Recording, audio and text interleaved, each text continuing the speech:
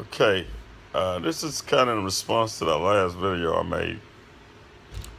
I've had someone that asked to tell me, I got on the armor of God, and devil just keep on attacking. He just attacking me, just attacking me. Yeah, maybe what I should do, he says, maybe I should just give up and surrender. Well, my response to that is this, and a follow up to it, because I guess it's easy to say just put on the whole armor of God, isn't it? But you, in order to put on the whole armor of God, first of all, putting on the whole armor of God is a spiritual act. It's not anything physical that you can physically do. Okay, the enemy that we're facing, he's not made of flesh and blood. Not the true enemy. He's not made of flesh and blood.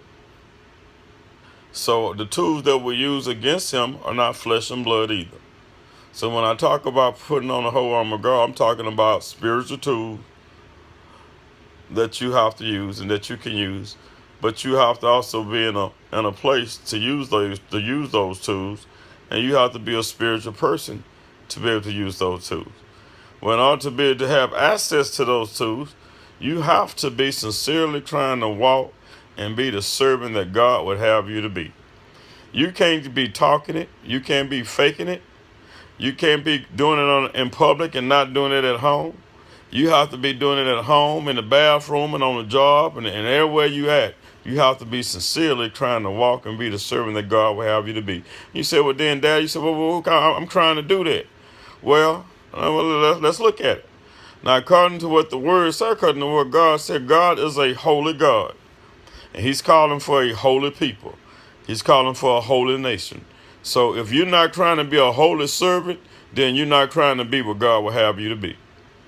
You said, what you mean by that, Dad? Well, I mean exactly what I said. So if you're living a life and you shacking with someone, if you're committing fornication, if you're doing anything that you know is contrary to the holiness of God, then you're not trying to be a sincere servant of God.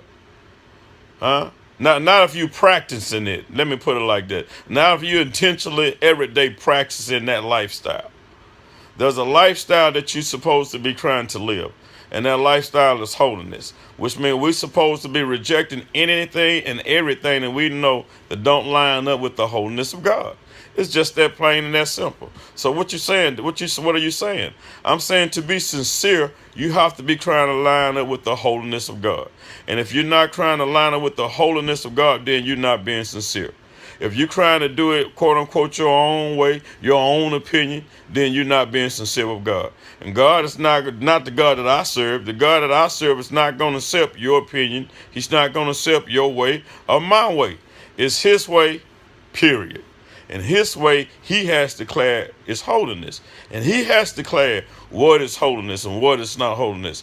I have nothing to say about it. You have nothing to say about it.